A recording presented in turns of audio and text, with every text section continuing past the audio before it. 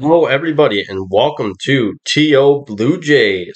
So, the winter meetings in San Diego are done, and the only thing that was hot for the Blue Jays about San Diego winter meetings was San Diego itself, because the Blue Jays did absolutely nothing.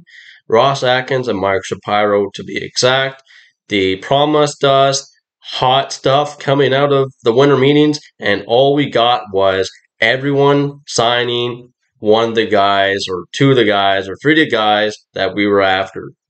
So what does that mean for the Blue Jays? Well, there's really only three possibilities left, or maybe four, that can save us from the so far horrendous offseason.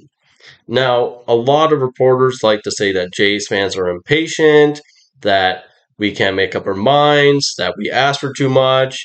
And you know what?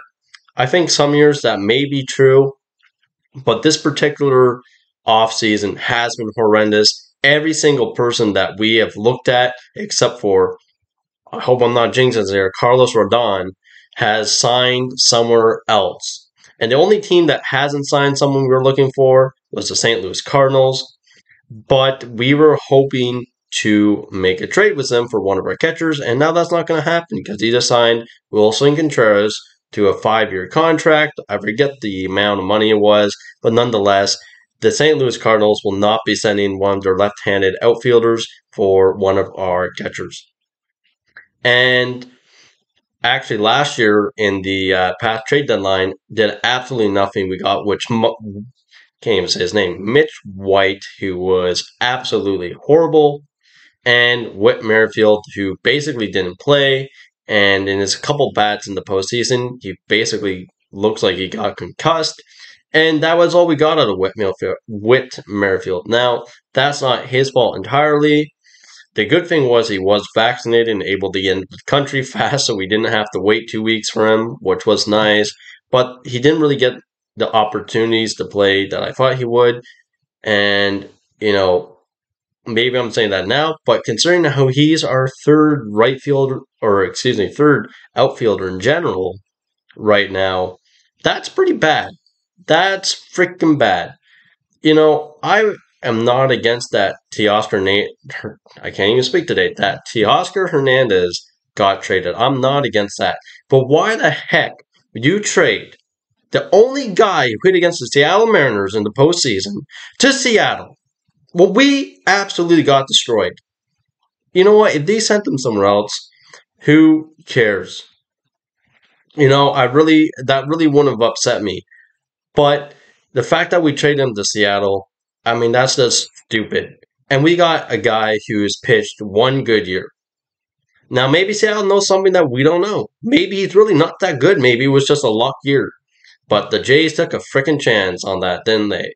And you know what? I'm so sick of this tired act of Ross Atkins and Mark Shapiro always, oh, well, what team wouldn't want them? We really tried, but we just couldn't come up with that term. It's absolutely ridiculous. Now, I know they also have a boss, and their boss is friggin' Rogers. And let me tell you, Rogers has enough freaking money, but they don't care either. This is complete crap. Every single year, Jays fans got to go through this.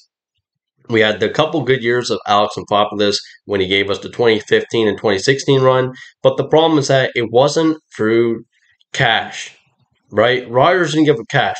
Ross Atkins and Mark Shapiro came in, same thing, no cash, but what Alex Anthopoulos did, which isn't really all that good either, was just completely destroyed our farm system. I don't get it. Why do you buy a sports team if you don't want to spend the money, right? What's the point? You don't want to see a team win. Why buy a sports team? I really want to question that. But anyways, back to the point at hand here. What are some of the things that the Blue Jays can do to make up for this horrendous offseason so far? First things first, trade for Brian Reynolds. I don't care if you got to give up Tiedemann and another top prospect, and Moreno. Get the damn deal done. That's the only way. It's Brian Reynolds for 3 years. What do you want to have? Whit Merrifield for this year, and then next year say the same thing, oh, we're going to get a left-handed outfielder, and then you don't. Get the job done now. Get 3 years of Brian Reynolds. Do it. There's nothing else that you can do except for maybe, and which is another option, is sign Andrew Benintendi or Michael Brantley. And Michael Brantley at this point, okay, maybe he can play right field, but he's pretty much a DH. So that pretty much means that Springer's going to be in center field again, and we're going to have a crappy defensive right field. Or you can sign Andrew Benintendi, and he might have a decent average. And I guess you can put him right field and he'll be better defensively. The only good thing is that, okay, maybe he doesn't have as high a sluggage, but hopefully he has a higher on-base percentage and he's left-handed, so you get a little bit of a different look. And you can put him in the 2 spot, which Springer and then Benintendi and then Vlad and then Kirk and then Bo and so on and so forth. It helps the lineup a little bit. So those are a few options in terms of outfielders. Now, I would strongly go for Brian Reynolds first. I don't care what you have to give up at this point. You know, what's the point of having Tiedemann if he comes up and the Jays are below 500? What's the point? What's the point? Like, really? So you have that option. And if you get Michael Brantley and or Andrew Benintendi, it'd be really nice, which I don't think is going to happen either, to get Carlos Rondon. And if it's a 5-year contract, give it to him. He is not that old as far as I remember, and he's a good pitcher. You gave Kikuchi 3 years and $36 million. So you can pay up for someone who actually is good that we know and didn't just have one good year. So pay the man before he signs with the New York Mets, for goodness sakes, or the LA Dodgers or somebody else. Or worse, the Yankees. There's so many players that we could have gone that we didn't. And I know it's not completely Ross Atkins and Mark Shapiro's fault. I know that they still have to answer to Rodgers. But if you know that's the case, don't give us a lie every single time we expect something. I'd rather be told we're not in on anybody and know what to expect than to think, oh, maybe they finally changed their minds. And then the same thing happens. We don't get anybody. So that's what you got to do. And maybe we got the Senga guy. Apparently he hasn't come to Canada. Apparently he's only gone to one country. Now, I don't know if he was in San Diego to actually meet. Maybe that's what they meant when they talked about him only coming to America. Maybe he was at the San Diego winter meetings.